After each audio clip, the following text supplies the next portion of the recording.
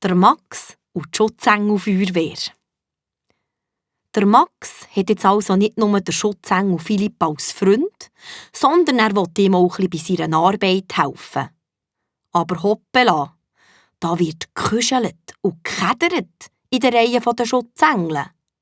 Es wollten doch alle gerne ein bisschen Freunde werden vom Max. Aber wie ankehren, ohne dass sich der Schutzengel Philipp schlapp lacht? Darum überlegen sie hin und her. Dann haben sie eine Idee. Alle stehen um den Schutzengel Philipp herum. Also, wenn der Max dir beim Arbeiten hilft, dann muss er mindestens einen Besuch machen bei der Schutzengel-Feuerwehr. Sonst geht das nicht, sind sie sich einig.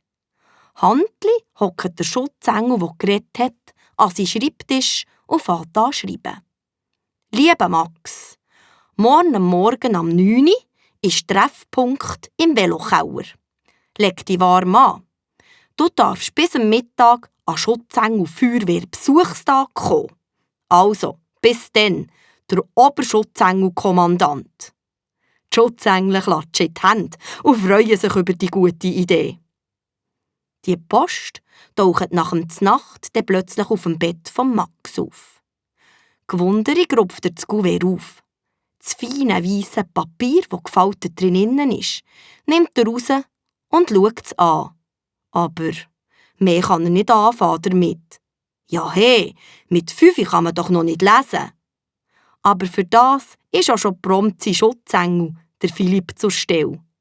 Zackig erzählt er ihm, um was es geht. Boah, jetzt geht die Fragerei los. Kann ich ja einmal mit einem Schutzengel-Feuerwehrauto mitfahren? Gibt es viele Schutzengel? Tun wir dann noch ein Feuer anzünden und es mit einem grossen Wasserschlauch probieren zu löschen? Sprudelt es nur so aus dem Max raus. Der Schutzengel Philipp winkt ab. Du musst ein bisschen Geduld haben. Weisst, das ist nicht eine Feuerwehr, wie du meinst. Morgen erfährst du es dann. Darum tu einfach warten.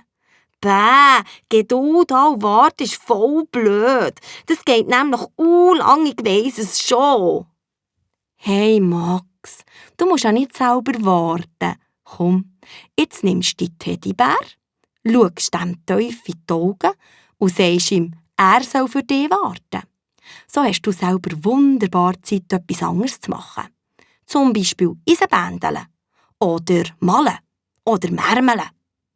Das ist eine bombastische Idee vom Schutzengel Philipp.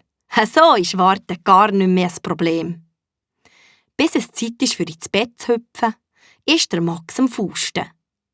Dann ist er so müde, dass es ihn gerade sofort nudelt und er in einen tiefen Schlaf geht. Er pfuset und pfuset. Bis am Morgen um 8:30. Hui, jetzt pressiert's. Schliesslich muss er pünktlich am 9 Uhr putzt und gestrahlt im Velokeller stehen. Ausser Atem, aber zur rechten Zeit, ist er parat. Der Schutzengel Philipp erwartet ihn schon. Gutes Morgen, Max. So, und jetzt ab in die Schutzengel-Feuerwehr. Komm einfach mir nachher. Ganz hinten im Veloraum führt der Weg. Dort pöpperlet der Schutzengel 2-mal an die Mauer, murmelt etwas vor sich her und schon geht die Wand wie ein Vorhang auf. «Ja, nein!» staunet der Max und traut seinen Augen nicht. Wo die beiden drinnen sind, geht die Wand wieder zu. «Was? Hinter meinem Veloraum ist das Hauptquartier der Schutzengel? Cool! Hey, und hier hocken ja mindestens 1, 2, 3 Mengen, viele Engel auf ihren Bürostuhl und schauen auf so etwas wie einen Fernsehbildschirm.» Der Film, der dort läuft, ist aber ein komischer. Es geht um Leute, die kümmerlen, Velo fahren, Kinder, die spielen und sonst noch all der Gattungszeugs am Machen sind. «Wow, aber das ist ja meine Mami da im Fernsehen!» ruft er erstaunt. Der Oberschutzengel-Kommandant erklärt ihm, dass alle Leute irgendwo von einem Schutzengel beobachtet werden und da werden sie unterbrochen. «Achtung, Achtung!» tönt es aus dem Lautsprecher. «In der Bruckstrasse 12, neben dem Kiosk, sind 2 Mann am Kisten abladen und da bahnet sich ein Unglück an. Bitte sofort eine Schutzengel-Einheit dorthin in Einsatz. Wie das Bisiwetter machen sich 2 Schutzengel parat.